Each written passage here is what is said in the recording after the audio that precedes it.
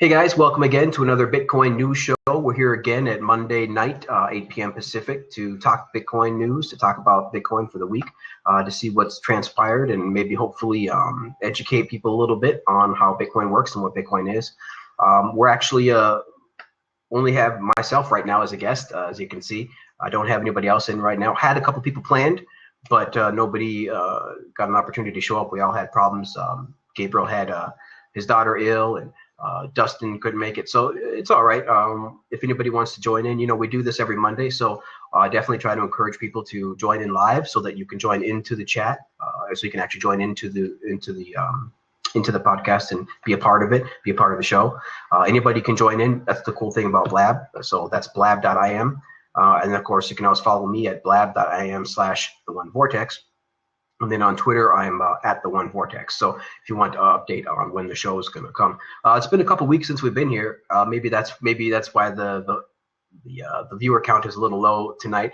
I was sick last Monday, so I wasn't able to do the show. But we're doing that now. We're doing that now. We're starting the show, and we're going to persevere, I guess, even if there's only a few people watching. Maybe hopefully some more people will come in, but not a problem. We'll be back here next Monday, every Monday. So maybe the next one will be bigger. We've had some pretty big shows. I mean, with hundreds and hundreds of viewers, and then we've had some small shows with just a few viewers. So, you don't want to chase fame. That way lies madness. So that's not a problem. We just hope that people get a benefit out of this video, and they can always watch it later on Blab if you're not here live, or we actually upload it to the World Crypto Network as well, to their YouTube channel. And definitely, if you guys get a chance, hang out with us in the World Crypto Slack chat.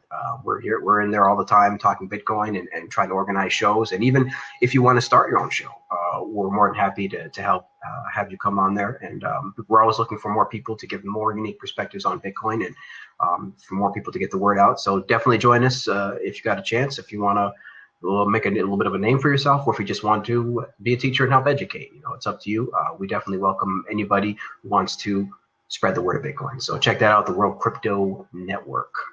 You can YouTube that. And let's see what else we got here. All right, so let's start with maybe the first topic here. The first thing I actually wanted to do was issue a bit of a warning. Again, I was hoping that Dustin from BTC Art Gallery will be here, and maybe we'll redo this warning more properly next week when we have more people on the show, because I definitely want to still talk about this. This is an ongoing topic, and what I'm talking about is BitClub. So if you haven't heard of BitClub, basically they kind of market themselves as an MLM. They basically have a mining section and an MLM section, and the MLM section is actually supposed to be profiting from the mining section. So you sign up, and their promise is for you to get passive Bitcoin, to get tons of Bitcoin passively in your sleep. Go ahead and sign up and give us tons of money, and we'll give you tons of Bitcoin. So in the community, it's kind of widely known that cloud mining and these types of things aren't really profitable. They're talking about earning Bitcoin, earn tons of Bitcoin, because Bitcoin could be worth tons more in the future. And of course, it very well may be, but they are continuing to market it as a guaranteed thing. They continue to cite the pizza that was the first pizza transaction for 10,000 Bitcoins, like it was inevitable, like it was 100% inevitable that we would get to where we are now. And it's very disconcerting and very, I think, harmful to the Bitcoin community at large to try to guarantee people. We have enough problems trying to tell people to stop saying, Bitcoin's going to be guaranteed to be this much and stuff in the Bitcoin community. And then now this entire MLM is pushing it hardcore. And so they're continuing to push it under the guise of Bitcoin education. I've heard a lot of Reddit posts of people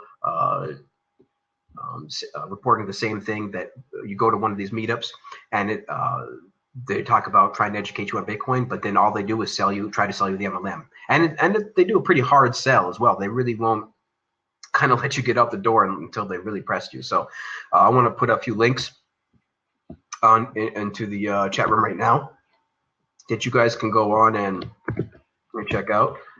Let's see here. Two links there, some Reddit links, and then this is interesting too, their compensation page. So here's their official compensation page. And it's just crazy because anytime, and then MLMs are notorious for this, anytime you have a compensation page, okay, there's already going to be something wrong. But anytime you have a compensation page that complex with all of these levels and all of these bonuses, and if you get this many people this, and if you get this many people that, it's always going to end in tears. It always has. If you need to look at Roger Ver, even he just tweeted out recently a warning about BitClub. And so I wanted to kind of piggyback on that and issue my own warning about BitClub, because I've seen them posting blabs like almost on a daily basis. And again, they just continue to say Bitcoin is going to get to this much. It's going to be millions of dollars a coin. It's going to get in now, completely not educating people on why Bitcoin even exists in the first place, why we're even here. So they just continuously push that Bitcoin is guaranteed to go up. You've got to get in now. Give us tons of money so you can start earning Bitcoin. And of course, as we all know, the best way to get Bitcoin is to either buy it yourself or earn it from a service that you created. You don't need to give other people money to earn Bitcoin. You can do that yourself. That's the whole beautiful thing about Bitcoin, is that it's completely open. It's a completely decentralized, borderless, global network that anybody can join in. So the way that this club is continuing to push Bitcoin is very harmful, in my opinion. And we will, again, be talking about this next week when I have some more guests to bounce this off of. Right now, it's just kind of me ranting a bit. And so I've just been really displeased with how they present themselves and how they're continuing to market themselves. And it's hilarious. They're doing things like trying to follow prominent members in the Bitcoin community like me and Andreas and other people. Anybody who has a voice in Bitcoin, they're trying to follow and make it look like they're a part of it, part of the community and things like that. And there was a video issued that somebody, I forget his name now, that a gentleman posted in response to Roger Ver's warning about BitClub. And I mean, it was pretty sad. I mean, the guy mispronounced every single prominent Bitcoin person in the community. I mean, he mispronounced Roger Ver's name. He mispronounced Andreas Antonopoulos' name. He mispronounced a bunch of people. And yet he's trying to say that these people are that he very much looks up to these people, that he very much thanks them for their service and all this kinds of things. So it's just all shady, all not on the level. If you guys feel different, definitely hit me up on Twitter. If you guys think that what I'm saying is incorrect. But two main things that I'm saying is, I don't think it's looking good right now. I think that it's not good. I think it will end in tears. I think it's another MLM scam, and I think it's going to screw a lot of people over.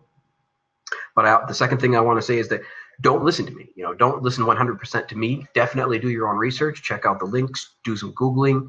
Whatever you want to do. But know that this type of company, this MLM types of companies, they're all over the world, and there's a reason why they're not in the United States, because MLMs get shut down real quick in the United States.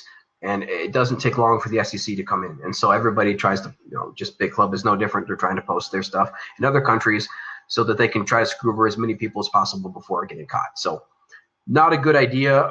Don't think it's a good thing for Bitcoin. Think it's very harmful. And that's about that. So we can move on here. Again, that was BitClub. So we'll check that out again next week, talk a little bit more about it. And again, if anybody wants to join in, if you know anybody who wants to join in, talk about Bitcoin, let them know. When we're talking, they're more than welcome. Anybody's more than welcome to come in. Monday night, it's a little bit difficult, I guess, for some people. But just tonight particularly, just everybody, it all kind of, everybody had something to do. Everything that could go wrong went wrong, so that's fine. Let's start with the first story. And this is kind of I got to say, it feels strange to just continue talking by myself without anybody else here. So it's definitely strange. Yeah, I'm just looking over there, my girlfriend in the background, probably looking at me like I'm crazy, but let's see. So the first link I want to talk about really is this big, huge consensus letter that kind of was posted by the community. And they were, everybody kind of came together to try to stave off the hard fork, the contentious hard fork that is Bitcoin Classic and other forks and stuff like that. They just wanted to kind of, yeah, just trying to thanks for the compliment there. Yeah, we're just, and Hedy Kent joined. Hey, Hedy, how you doing? Feel free to join in if you want. We're just here talking Bitcoin. But the first thing I want to talk about is this big, huge letter, this open letter that was put out. And I do agree with a lot of the points in it. I really, I want Bitcoin to have diversity. I want it to have different forks. I want it to have competing forks.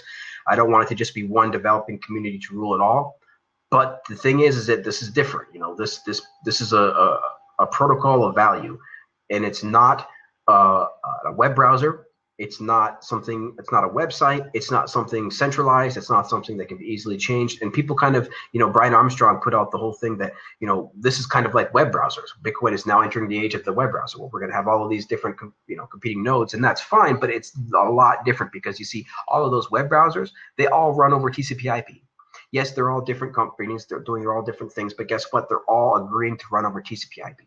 And so with Bitcoin, it's a protocol, and so we can have all of these different these forks, but the problem is that they're in their own networks. So Bitcoin Classic coin, right, couldn't be spent or isn't compatible. For example, a 2 megabyte Bitcoin Classic fork is not compatible with a 1 megabyte core network, and so you're going to have you're not going to have as much as interoperability as you could, for example, just running different browsers over the same TCP/IP protocol. Bitcoin is really a protocol, and I much more want people to compare Bitcoin to TCP/IP than to web browsers. I've had this argument a million times in forums and comments and stuff, and let's see, Ed False, if we have to hard fork, do you think double spending will be a problem? So I don't think so, and here's why. If we do hard fork to Classic, then what's going to happen is that there's just going to be a time period where everybody can switch over, you see. So everybody is going to be able to have enough time to switch over, and we'll hope that we'll have a very, very smooth and very short period of having two coins, for example. So I don't think it's going to be a really big problem because, again, everybody's going to have a certain amount of time, and once that time is up, everybody switches over. And again, that's only if we have consensus, right? So that's another beautiful thing about Bitcoin is that people are talking about, there's this crisis and there's all this craziness, and really, no, it's just a debate. We are actually upgrading the network.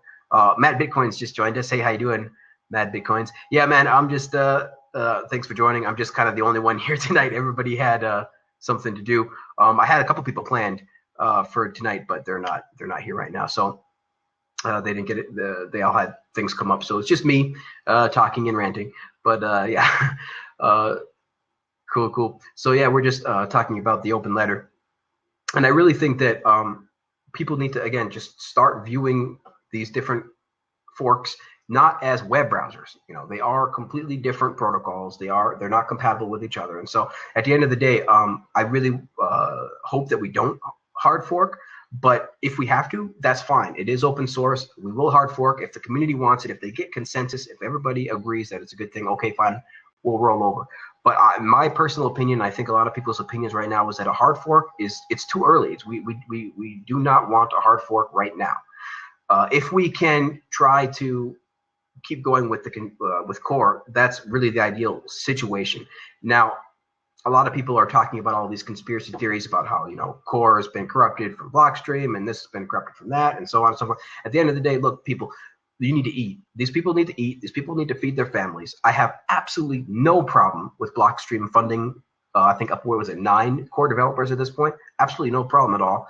These people are super smart. Blockstream has proven themselves time and time again to be innovative, to be concise, to be precise, to put out, to say the hard things when other people didn't want to say them. They really have been a great mainstay in the community. Blockstream, I think, has done nothing but wonderful things. They've introduced side chains and all sorts of other ideas, and so I have no problem personally with Blockstream paying a couple of these developers. Now, remember, they're not paying all of the developers; they're only paying a few, and such is the case. Same with thinking that Gavin has been, completely compromised because he's being paid by MIT or other companies. Again, just kind of nonsense. These people are their own people. They can do whatever they want to do. They have proven time and time again that they will check in code, that they will do whatever is best for the community, at least in their opinion. And, Gavin has the opinion that he just doesn't want everything to be core. He wants to have multiple competing forks. Now, he was on an episode, Let's Talk Bitcoin with Andreas Antonopoulos, and he was trying to say the same thing, that Brian Armstrong was saying, which is, it's all right to have all of these forks, and they're just like web browsers. He kept trying to make the web browser comparison, and I really, really, again, don't like that. And in fact, the host of Let's Talk Bitcoin did call him out a bit and say, look, man, this is not the same. You can't spend 2 megabyte classic coins on the 1 megabyte core network. So Gavin definitely did do the browser thing. He jumped right on board with the browser comparison that Brian Armstrong made, and I really didn't care for that much. I really didn't care for that much at all. I really hope that we have a bunch of competing forks and we have a bunch of people working on Bitcoin, and I hope it gets, I hope it proliferates like crazy. But still, there's always going to be one main chain. There has to be, by default, by design, there has to be one main chain that all of us all can look out. The rest of the world can try to find and try to know that this is the truth. So, for example, if Classic forks and then the majority goes over there, okay, great. I'll go with the majority, wherever the majority is. And people can run their own little Bitcoins with, with their own forks and stuff like that and play, and that's great. But we have to have one main chain that at least the vast majority of consensus agrees on. And I think that right now the best possible course for that is going to be Bitcoin Core. So I encourage people to run Core on their nodes. I encourage people to not contentiously hard fork to freaking to Bitcoin Classic. I know it's gaining tons of momentum, tons of steam. But again, I think that we can incorporate BIP 109 because that's all Classic is. It's incorporating BIP 109 away from Core. It's like Core could implement BIP 109. And so I think that we're going to end up I think that's what's going to end up happening. So just really glad to see that open letter, really glad to see thoughtful comparison. And let's see, did I make sure I pasted that letter? And I'll paste it again just to see if make sure I get it in there. But you guys can check out that link, check out the article, and then check out the original Medium article. And I think it's great. I really, a lot of people are calling this a crisis and this big, huge catastrophe that Bitcoin is going through right now. And again, I will agree with Brian Armstrong on that it's not. It's just an election. It's just we're holding an election of an upgrade. We're not having a catastrophe. Bitcoin is fine. It's still working just fine. I can send you Bitcoin. You can send me Bitcoin all day. Nothing's wrong. Everything is going pretty good. So. Yes, Mad Bitcoins. Good point. The Chinese word for crisis is opportunity. So very, very, very. Those Chinese, man. I got to learn Mandarin so I can get better perspectives because it seems like every time their perspectives on things like this is much more aligned with myself than the U.S. version of the word. So yeah, very cool. Thank you, Mad Bitcoins. So that's that article, and I hope. And again, maybe we'll talk about this in the next episode too when we get more guests back on. I think this is the first time where really all the guests that were going to come on the show couldn't make it at once. So I don't see this happening next time. I'm sure it'll happen again, but I think next week we'll definitely have more guests, and so I really would like to bring up this topic as well next week with some guests. So again, if you guys are watching and enjoying the show, please tweet out the button on the left, click the tweet button, or click the Facebook post button. And if you guys know anybody that wants to join in here and talk Bitcoin with us, please do so. Please have them come in. We try to have we try to be as open as possible and have as much people come in as possible. And we really enjoy the feedback from the community and getting people's opinions and exchanging information. So that's why we're here. We love it. We love talking Bitcoin. Let's see here. We'll move on to the next subject. And this one is kind of funny. Again, all of these topics were kind of designed to have a panel of people and not just myself talking. So it's a bit strange. But this was kind of funny. I don't know if you guys caught this, but PayPal did this whole huge commercial, new money, right? New money. And it's funny. It argue with myself. Yeah, I can't, Mad Bitcoins. But yeah, it's funny. This PayPal commercial came out and absolutely hilarious, I thought, because they were literally saying new money, but they were comparing all like these big institutions and banks with like regular people, and it's like, wait a second, you guys are both using the same dollar, whether you're a big bank issuing dollars or you're a regular person using dollars, you're still participating in the war blood-soaked currency that is the US dollar. So it's not new money at all, right? It's the same shit, different day. It's the same, using the same fiat currencies in a novel new way, through your phone. So, and through the internet. It's still fiat currency, even though it's on the internet. And that's not good. That's not what we want. We definitely want an open monetary system. A lot of people in the Bitcoin community, including myself, just by participating in Bitcoin, you kind of show that you want an open monetary system that for all to join, for completely opt in. You don't have to if you don't want to. Global system. So it's just funny that they keep calling it new money. And there, of course, was the Bitcoin community, being as cool as it is, issued a PayPal a parody video on that PayPal video, and that was great. That got sent everywhere, man. That was all over the internet. A lot of people posted it to the point to where PayPal actually had to respond. They actually responded, officially made an official statement about the video, and they were just kind of, they did their stupid corporate response. It was useless. There was nothing to say except for we still believe we're the new money. It's like, all right, well, if you guys were the new money, then you would have been doing this stuff years ago. Remember that it's only because of Bitcoin that this entire financial movement, or I call it kind of a renaissance, this new financial renaissance is taking place right now. Remember, it was the same for years, even with the internet. It was the same for years and years and years. Same thing over the internet. PayPal did a couple things where, okay, now you can send it through email, but it's still the same thing over and over again. You still have to go to a bank. You still have to do things. And so, Bitcoin being completely new. I mean, this is completely new money. This is a completely open system where it's open 24/7. Everybody can connect. And so just to compare the two was ridiculous. So I'm really glad to see the Bitcoin community step up with that video. Thanks so much, whoever made that. I forget the name now, or else I'd give you a shout out. Keep it up, and it's just great. We're just going to keep shoving their crap right back in their face every time they try to one up us, or think they try to one up us with trying to say that fiat and the current system is new money and it's better and things like that. We know better. We know that Bitcoin is the real deal. We know that it's because of Bitcoin that this whole financial renaissance has begun. So thanks to Bitcoin for that. And we're really going to see all sorts of crazy things happening. This is actually leads right into the next article.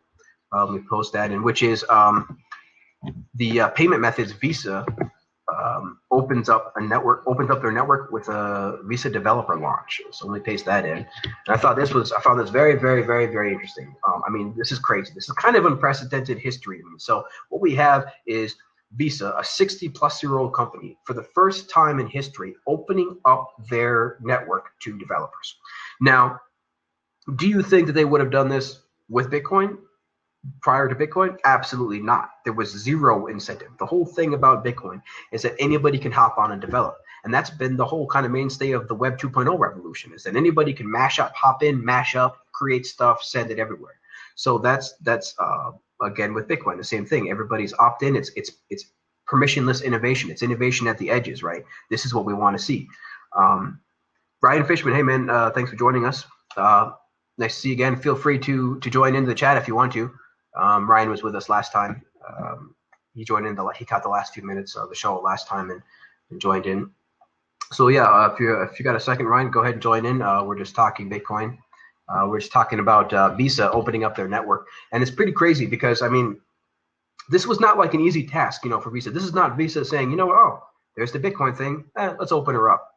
Nothing like that. They had to rebuild all of their systems, just section by section by section by section, in order to do this. In fact, they've only so far opened up like a little percentage of their network. It's been a small percentage of the overall functionality of Visa. They're doing this one section at a time, because this is a whole mess of work that you best believe they would have never done without Bitcoin. Remember, PayPal existed for like a decade on the internet, but Visa's still nothing, right?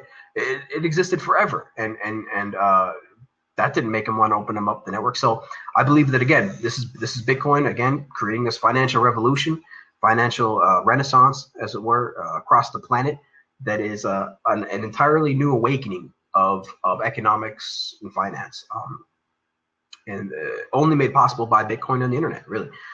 We couldn't get together and come up with these concepts and share these concepts and talk about these concepts without the internet. So very cool stuff. This is Andreas Antonopoulos famously calls it the third wave of the internet, and I absolutely agree with that. We're just seeing, the internet, we're just getting started with the internet. As a medium, it's only 20, 30 years old. Look at television, over 100 years old. So we have a long ways to go. This is only the third wave of the internet, and we're going to see crazy more things to come. So very cool that Bitcoin is forcing these companies, to really open up, because it's kind of funny. You have this closed network that nobody can touch, or this open network that everybody can touch and everybody can innovate on. And it's just getting easier to see the difference. And so this is what has forced companies like Visa to start opening up their network. Now, time will tell, of course, if people actually do anything innovative on it. Come on, let's be honest here. What can you do that's innovative on the Visa network I can't really think of anything too innovative, so to speak, quote unquote, that you can do with Bitcoin, for example, with smart contracts and borderless innovation and all of these crazy things that Bitcoin can do. I just don't see Visa again being able to compete. Hey, they can try, they can open up their network, and that's great. And MasterCard can follow suit, and all of these companies can follow suit. It's not going to stop the revolution, the global revolution that has begun, that is Bitcoin. And so we're going to see more and more of these flywheels start spinning. Once you get one flywheel going, it gets the next, and it gets the next, and so on and so forth. It becomes an exponential effect. We call these things network effects. And Bitcoin has many network effects at this point that are very difficult to surmount. Very, very, very difficult. And a lot of these altcoins and a lot of these things like Ethereum that have been blowing up as of recent, a lot of people are like saying and getting worried that, oh, Bitcoin is not innovating fast enough, so we're going to other coins and things like that. And to them I say, we definitely need competition. Ethereum, for example, as using it as an example, is a great idea.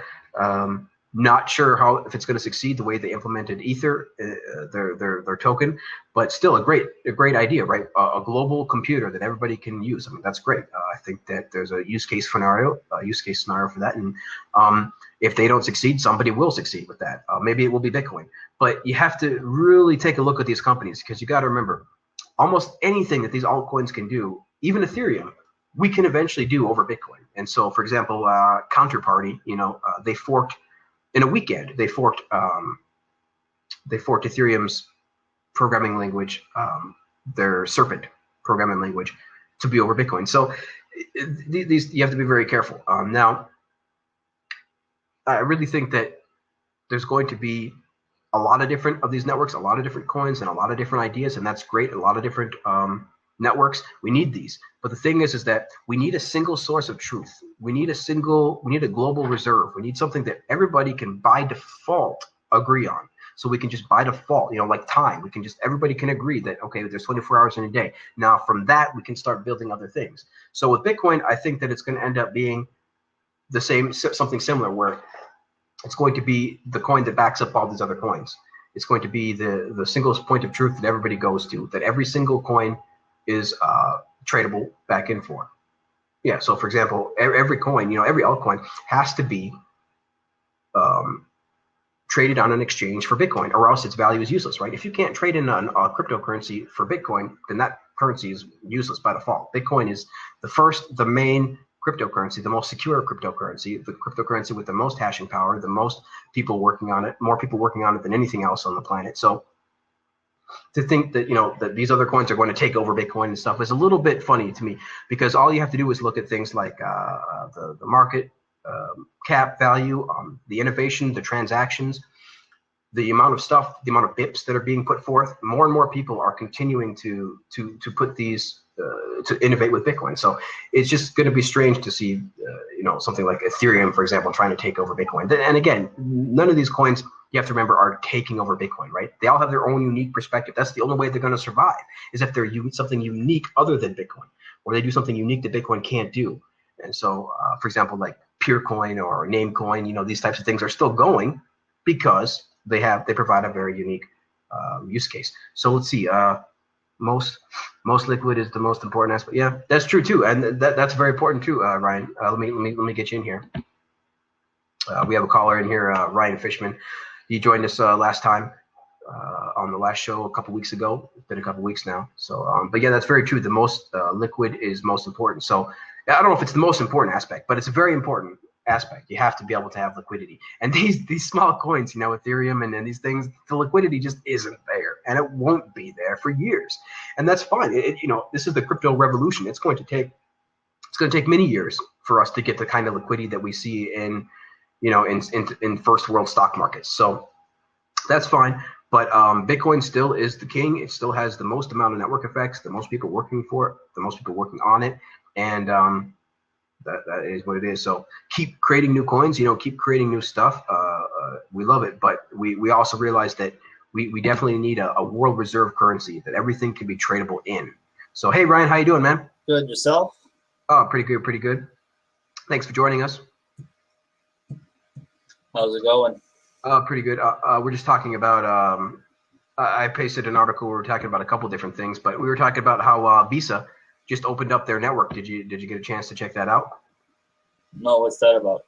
So basically, Visa, they opened up their network. They're literally creating an API for developers to use.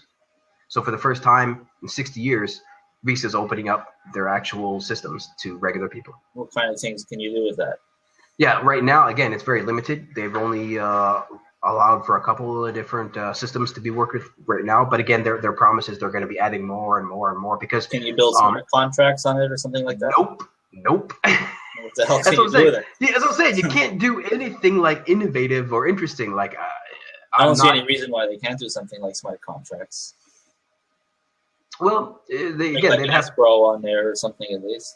You think that would be great, like if they could do that. But again, they don't. I don't believe their network is capable of that because it's just too soft. There's too many ways that people can reverse a transaction. See that exactly. See with Bitcoin, that's the beautiful thing. It starts out hard security. It starts out as hard as possibly can, which is absolutely no reversible transactions. And from that, we can programmatically build in more software layers and stuff above that. And see, that's the problem with the current networks like Visa and MasterCard. They're starting the opposite. And when you start the opposite, you're screwed by default. They can make some kind of thing where you have your reversible transaction and have it centralized. And then you can start doing all kinds of things like smart contracts. For sure. Yeah, we were also talking about something hard for them to implement. Yeah, you think so, but it's Visa, right? So everything has to be formal. Everything has to be probably legal reasons why they can't do it. That too. I mean, they're bound by the absolute most legal paperwork you can be bound by. So I don't see them innovating too much. Looks like Cooking with H is in here. What's going on, man? Horace, dude.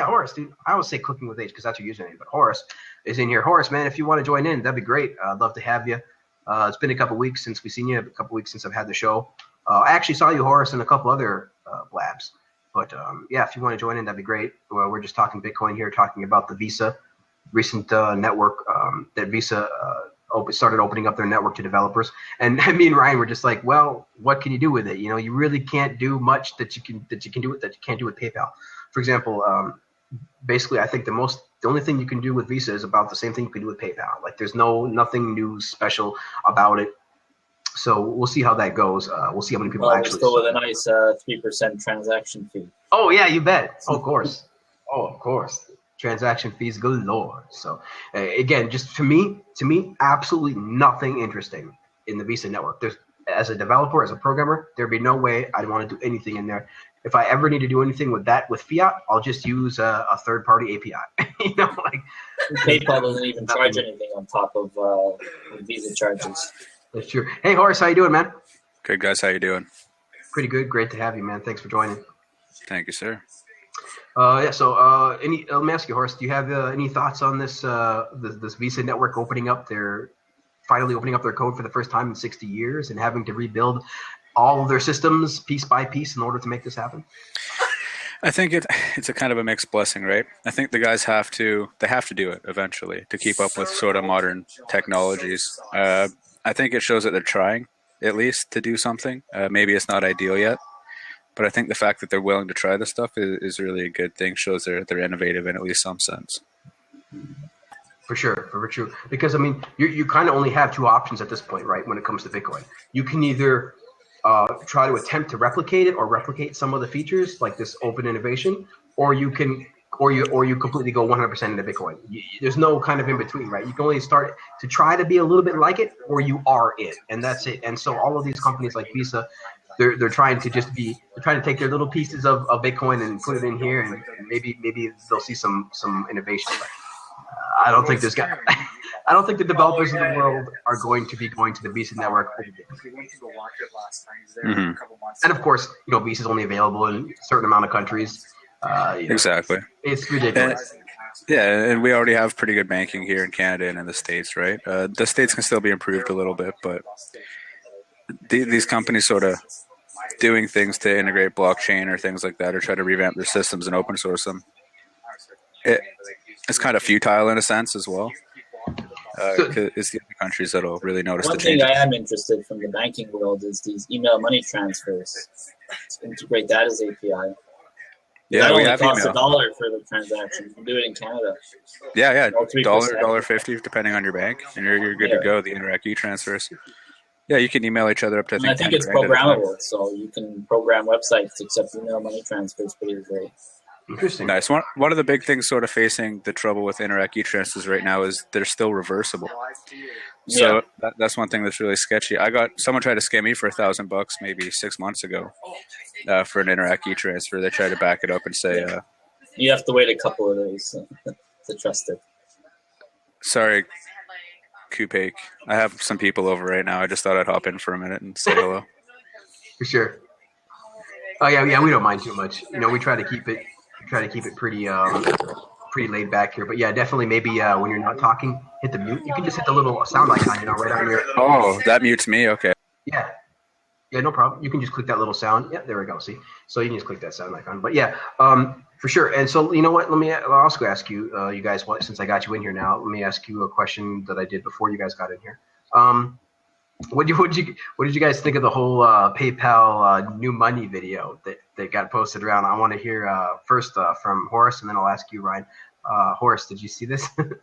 I saw that, and I think they're just grasping at straws. They know that they're just trying to be competitive, and it's not really working. Now, to be honest, though, the Bitcoin community is still a relatively small community. So yes, we know about these features, but like 95% of the general population doesn't. So it is new money to them. We just know better now. And I think as Bitcoin awareness spreads and blockchain awareness spreads, the PayPal awareness is going to dwindle and dwindle. People aren't happy with the fees. PayPal likes to lock money, hold it for forever, and they really have no reason to. But in the meantime, I think PayPal is a heck of a lot more known than Bitcoin is. And it's just maybe like a gateway drug to Bitcoin or something like that, right? I think that's what it's going to end up being, for sure. That's what's going to end up being. Is it's just good. They're going to say so there's all these new financial solutions coming out. Okay, let's see, fees, tons of fees, AML, KYC, hold my money, and then we have Bitcoin, right? They're gonna go through all of these different new money providers. And they're gonna hopefully, they're gonna find find Bitcoin, and definitely if they're going through them all, they're gonna find Bitcoin, and they're gonna see the difference, and that's a beautiful thing. So let me ask you, Ryan, did you get a chance to see that? I didn't see the video. Oh man, it's hilarious. I definitely recommend it. So if you get a chance, I think over the long term, these fees that these credit cards are charging are eventually going to start to go down, especially as you see around the world, China, Japan, Europe, they're starting to implement negative interest rates. They're talking about eliminating cash from society. The euro, they just removed the $500 bill. So I think soon cash is just going to disappear, and everything's going to have to be done electronically. And the only way people are going to support this and want to use this is if the fees start to go down. Yeah, I think banks. So I think the fee problem is going to be eliminated in the long term. Yeah, go ahead, Horace. So the fee argument is not going to be one that does it for Bitcoin. Yeah, and I think they're going to have to lower their rates, obviously, to compete with these newer technologies. The problem is you can't really do small transactions like microtransactions on a credit card. And I think that's really where blockchain and Bitcoin really stands out, is you can do 1 cent transactions, or you couldn't do that before. So it's also going to help companies like newspaper companies, where they're not going to sell a full subscription, but if you want to read an article or two, by all means, pay the couple cents and read the articles. But I think they really need to transfer over to the micro tipping economy instead of these full. There's no technical reason they can't do this. Yeah, micro fees. Well, they don't want to do it because it's not technical, right? It's not technical, but it is regulatory. So how their system actually works is it's built in, right? So they at this point they can't change that. Like they can only lower their fees so much without completely rebuilding parts of their network, parts of their infrastructure, parts of how credit cards work in general. Yeah, which I think is going to happen. Right. Okay. I'm not so sure. I think we'll see. I hope that they definitely start incorporating some of that. But how I understand the financial system, I think that Bitcoin will completely take over before they ever are able to do that. Bitcoin is coming on so fast, man. I mean, in another 5 years, it's going to be night and day, and they only have so much time before they're just going to be completely put out. Like Blockbuster, they had time too, right? They had time to create a Netflix type of thing, right? But it was already too late, man. Netflix already had the subscribers. They already had the network effects going for them. So I think we're going to see a similar situation play out here. I think Bitcoin's really at a make or break point. If people see it as this decentralized anonymous currency, we've seen that it's not anonymous, not fully, and it's not decentralized. We have these developers arguing over things that really comes down to 4 or 5 people. That's not decentralized by any means. And we have people coming with Bitcoin XT, these new Bitcoin core codes, these new pips, and it's BIPs, and it really isn't decentralized in that aspect. And yes, we have these people saying, okay, we need to up the block size, and people that looked at like Bitcoin XT realized, hey, this maxes out at an 8 gigabyte block size, and that really makes it unusable for about 85% of the planet. And yeah. Yeah, it's true. I think it's still decentralized because the blockchain that has the most hashing powers is the Bitcoin. Right. So even if a couple of miners decide that they want to implement the larger block size, the other ones don't. The one with the largest hashing power is Bitcoin. The other one but the pools, that's the decentralized. They run it. It's centralized by pools. And really, sorry, Horace. Well, the pools can't hide what algorithm they're. Well, hold on, guys. So let me jump in here. Let me say. So we've had this a couple times, this particular debate, and so what we've always come out to is this. Basically, there are definitely certain parts of Bitcoin that are centralized right now, but Bitcoin in general, when you count the network, when you count all of the stakeholders, it is still way more decentralized by far and away than anything we've ever seen before. And so, yes, there's certain parts that are centralized, but if we continue in our current path, we're still good. We're absolutely golden because, as you can see from this whole Bitcoin block size debate, that Bitcoin cannot be easily just co-opted and changed, right? It takes everybody. It takes consensus from all of the parties, the miners, the wallets, the people, the exchanges, everything before something can happen. And that shows you right there that Bitcoin is not centralized. Proof of work is the problem. And I think proof of stake's no better, but proof of work is the real issue. As the chain's growing and difficulty's growing, we have people having to buy $1,000, $2,000, $10,000 miners. It's not just anybody can mine it. No, that's the really big issue that's going to be facing Bitcoin is cost to mine. Just you got to remember. Well, hold on, Horace. Anybody can mine, but not everybody can mine with a profit, right? So you can still mine. Hey, I can go freaking jump on my GPU right now and start mining and contribute to the network, and really start keep the network decentralized. And I can buy a node and again help keeping the network decentralized. But it's true, like what you say. Of course, you can't make a profit. Now there'll be as Bitcoin grows, I think there'll be a lot of people that will actually make Bitcoin. Will actually run nodes and run mining things at a loss just for the hobby, just to do it. Just for fun. Now, of course, everyone's going to be mining at a loss. Yeah, and I think it'll do it because it'll be an efficient way to heat your house or something like that, or maybe your toaster. Yeah, I think that there's going to definitely be mining, your oven. Sure. I think that so there's going to be makes electricity a little cheaper. Yep, incentives for sure. I think there's.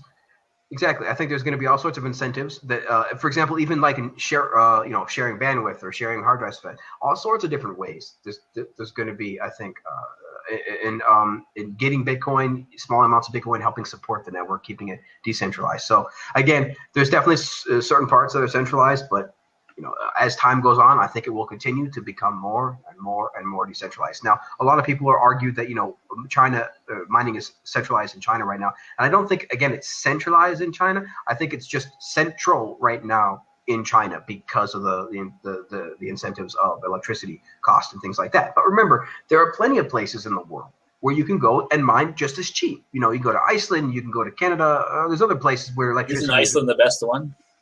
Iceland's one of the best ones for sure, but there are definitely other places in the world, so we're not going to see China be the central place for mining forever. Remember, it's not centralized in China; it's just centrally located right now in China. And again, that's not all of it. That's just the majority of it right now, and that's going to spread out. So it's also because they manufacture the majority of the mining hardware. Sure. So you have people like Bitmain producing in China. That's where a lot of the network hash power comes from, is machines like that. So we need the innovation in America, like United States, Canada, Mexico, somewhere in there, that really is able to produce these things, because that they're always going to have the advantage if they're producing. Yeah, very true. And I hope we see, and again, I think that people will see opportunity there, right? I think that people across the world in different countries will see how China's operating, see an opportunity in their own country to try to bring that there. So, because again, with Bitcoin, there's just always opportunity, man. There's just so much opportunity in so many different ways, from mining and from programming to building out the infrastructure. I think that there's just plenty to go around for everybody. So, okay, so that's cool. So let me see. Horace, did you see that open letter that was just issued recently that everybody's kind of been talking about? That was issued from all of the CEOs from Coinbase to on, about kind of encouraging the community to not go to a contentious hard fork right now. I've heard a little bit about it. I've been busy the last week or so, so I haven't really delved too much into it. I actually just heard about it this afternoon, to be honest. Okay, yeah, no problem. I just wanted to get your opinion on it. I already kind of ranted on it a little bit earlier in the show before anybody got on here, but yeah, if you got something to say about it, definitely let us know. I just think it's a good idea not to rush into anything like that. This isn't a game anymore. You know what I mean? When you have a multi-billion-dollar market cap, these decisions are serious. And I think they need to methodically go through and plan this out perfectly before they attempt to do anything. And there needs to be general consensus between the pools, the individual miners. It's just crazy, you know, that like we're creating these things like Bitcoin Classic, right? With like this freaking Coca-Cola Classic logo, and it's like, are you freaking kidding me, dude? This is not playtime anymore. We have a multi-billion-dollar network, millions of people, millions and millions of dollars of hashing hardware and mining hardware are out there. People are betting their lives on this, you know, like we can't be messing around with something like Bitcoin Classic. I mean, it's absolutely ridiculous. I hope that people definitely stay with Core for now. Again, you know, I am all for multiple forks and things like that, but come on, people, let's be real. Right now, we need to focus on Core. We need to focus on the people that have been getting us this far into the community, and that is the work done by Core. So. Of course, we definitely appreciate open source, and we love that it can be forked, and that's great. Keep forking it, keep doing it. But for the vast majority of the system that is Bitcoin, we need it. We're not there yet. We're not fully successful. We still need to keep going. We got a lot of work ahead of us, a lot of work to do, and I don't think that forking right now is a good idea. I think that we got a lot of more work to do before we got to worry about forking. And so I hope that I can encourage people to continue to run Core for now. Continue to support Core and their efforts in trying to scale Bitcoin. So we'll see how it goes. Ryan, anything to add? I think this whole idea of forking over block size is complete nonsense. Because I think side chains would actually solve this, because you can have in your side chain a larger block size if you want. So I think the only thing the community should be working towards is getting the side chains implemented, and then people can do whatever they want in these side chains. Yeah, it's true. Side chains are, you know, they definitely have their own complexities that are separate from the Bitcoin network and things like that. So personally, I think like SegWitness, segregated witness is we should do that first before we maybe start messing with that. Horace, do you have something to say on that? Exactly. I need to skeletonize the transactions. And that's exactly what SegWit does. And that's what I think that definitely is the most logical next step. For sure, because I definitely want to see sidechains eventually, and even the Lightning Network. But those things are very complex. They come with their very own issues and things like that. So we need to try to get the most simplest solutions first in there. And I think segregated witness, though very complex, I mean, damn, it's even been cited by a lot of developers as just being a mess. But I think that at its core, it does great things, and clearly. If programmed right, the way that Gavin did, I really liked the way Gavin actually did it implemented it in Classic from BIP 109. But still, it needs to be done. It is simpler, far simpler than sidechains and Lightning Network right now. So let's get SegWit in there. Let's get segregated witness in there, and move on to the next phase. So very cool. Let's see here. Let's move on to the next topic. I only got one more topic left. That's pretty good. We've been going about an hour, so that's good. Let's see. European Union leaders seek greater oversight for Bitcoin activity. Paste the link in there. and see what you guys think about this, because this again is just kind of goes back to the whole hilariousness of government trying to track and monitor Bitcoin. So I wanted to get your guys' opinions on this and see what you think, because yes, we have things like blockchain analysis where you can actually get quite a bit amount of information about the network as a whole, but you can't get people's individual stuff, right? So I just wanted to see, we'll go with Horace first. Did you get a chance to check out this article or see anything about this? A little bit. I think it is definitely a futile attempt at what they're trying to do. It really doesn't make a lot of sense. But I understand they're obviously going to try to. They'd be foolish not to try. But I think as the greater understanding comes from them and they realize kind of what they're getting into, it'll really change their opinion. But I think it's just... Yeah, it's interesting. It's kind of like, Andreas always says, it's kind of like in the 1990s trying to figure out how many fax machines the internet was going to replace. It's like, that's not what the internet is for, it's not being able to fundamentally realize and understand this new paradigm and the possibilities that can come with that. So very interesting. Ryan, anything to add? It's expected that the government is going to try and monitor the blockchain as best as they can, but see what kind of job they can do with that. Probably very hard to get to the individual person and figure out what's going on there. Exactly. And you can tell they're not too educated on the topic because they're grouping it with these prepaid debit cards or the prepaid anonymous debit cards. And the fact that they put those on the same level really shows they don't really understand what they're going after.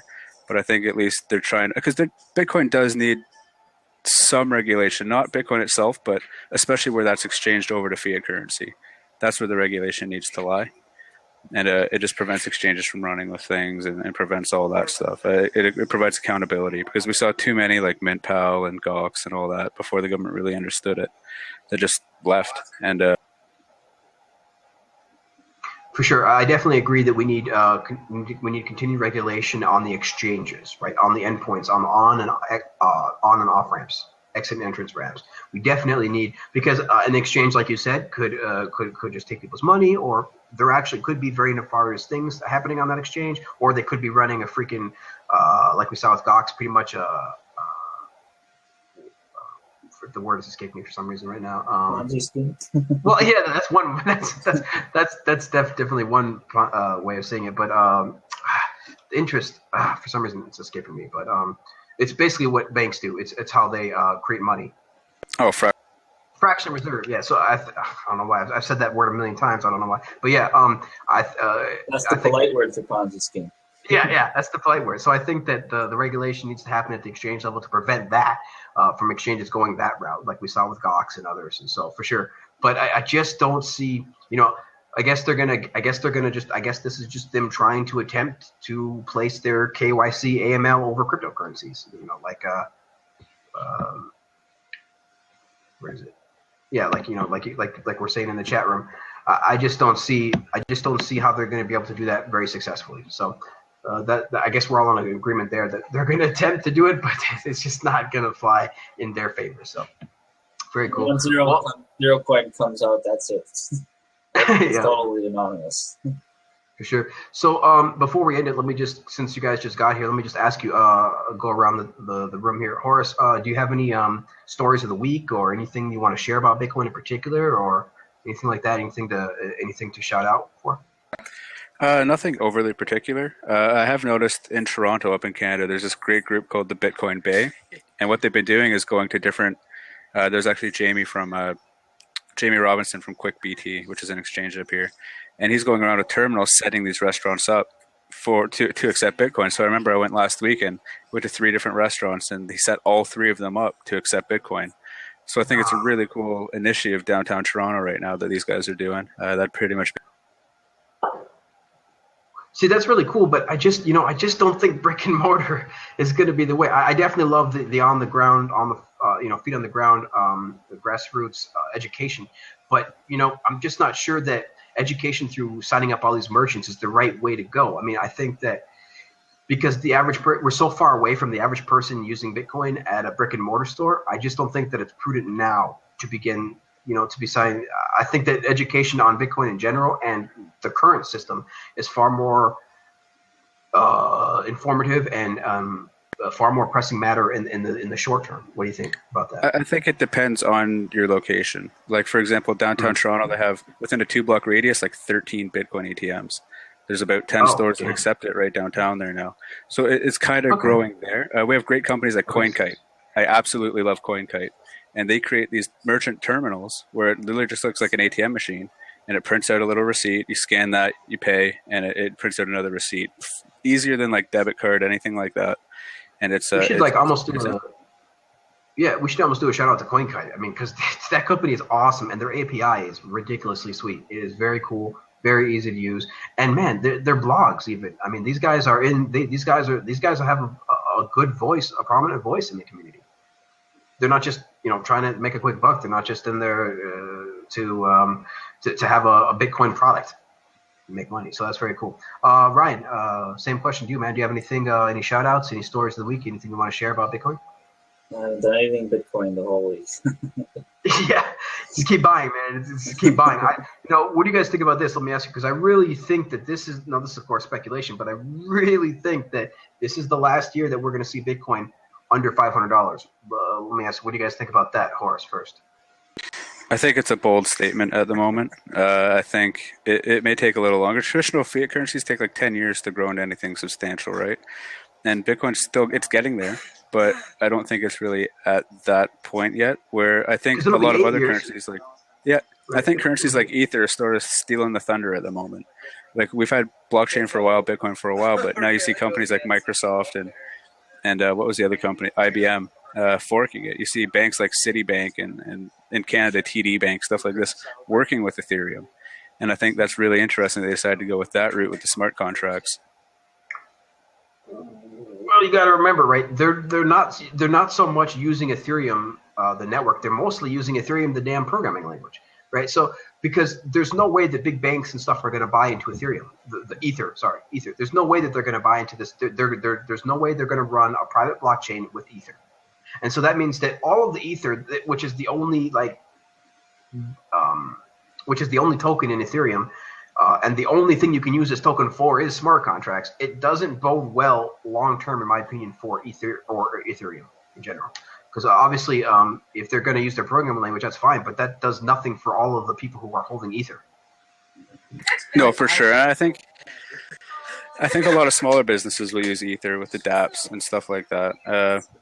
I think a lot of dApps will use it, and I think we're going to see a lot more of those in the next little bit. Ether's still in beta launch. It's not even like fully launched yet. I think it's still in frontier launch, if I'm not mistaken. So I think it definitely has to grow. It's not even user-friendly yet at this point. It's still command line, real pain in the ass to work with. But I think the fact that companies are using that language, it'll help the market, because people will just see it sort of connected to that, and they'll realize that that's the code that banks are using. And we saw it with some previous coins where the token itself didn't really hold any real value, like Prime Coin, perfect example, where you're mining Cunningham chains in prime numbers. Now the XPM, the Prime Coin, was completely worthless. It didn't make any sense because it was really the prime numbers that were worth the money. So I think we're starting to see those kind of coins evolve, or that kind of currency evolve. But as you're saying, it's right. They're not using Ether. They're going to use it for private chains. But I think the merging between the two technologies is a big step between traditional banking. For sure, I definitely agree. And I think really this is the bank's first attempt at trying to enter the space. And so, that's good. So they've gone from, completely dismissing it to bashing it to calling it a blockchain, now to finally actually forking different blockchains and actually using it. Now the next step is to realize that all of those coins are, essentially worthless. Like Ether is essentially worthless in the long term. See, because that's what's crazy about Bitcoin is that the token, man, it's so important. It's not just a token for smart contracts. It's a token for reward. It powers the whole damn thing, So it's very, very, very useful. Very, very useful. It's the token that allows you. It's the vehicle that you traverse the network in, and so that vehicle becomes very, very, very valuable once the network increases in value. So very cool. I just don't see these things like Ethereum like taking over Bitcoin or things like that. I just don't see them. A lot of people are like worried that, of course, they're stealing their thunder. It's thunder right now, and that's fine. I mean, it steals some thunder. That's great. Get more education about cryptocurrencies out into the world. That's great. But there's no way that I think that Ether would ever overtake. Oh, I don't think it'll overtake Bitcoin. I think it could overtake Litecoin fairly easily. I think it's a great. That's interesting. Yeah, the only reason that Litecoin is number 2 is because Charlie Lee said it was. There was no other reason for it to be. It was an early coin, and he said this is the silver to Bitcoin's gold, and the community just accepted it. There's no real functionality to Litecoin.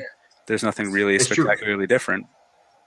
I can tell you that exactly. I can tell you what I always see it as, and probably what the community and what the world sees it as, is just a backup.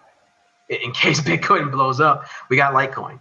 So I see it as just kind of just being a backup, just literally being there to as a safeguard. So other than that, I again don't agree with you that there's really not a lot of value there. But I tell you, Charlie Lee, man, he's relentless. He's getting developers on there. They're implementing SegWit. I mean, they're keeping up pretty well, I think. So I'm glad to see that, and I hope that they continue to have Litecoin be a great coin and really have, again, more competition for Bitcoin. So because competition is great. So very cool. Ryan, anything to add on that, man? I think in the long term, all these altcoins are just pump and dumps. I mean, pump up every now and then dump, and that's just going to continue to go on. I think they're a great test bed for features because Bitcoin doesn't want to test new features on such a big network. I think altcoins are the perfect place to test that. You can test on a $10,000 market cap as opposed to a $6-7 billion market cap, and that's really the purpose. For me, I would agree. Yeah, I think that's pretty cool about them. I agree. I mean, I think that they're I wouldn't absolutely like to needed. speculate in any of them, though. No. I mean, unless you really got some balls. I mean, there's people that there's day traders that do all sorts of that stuff. I want to play the pump and dump game. Right? It's crazy.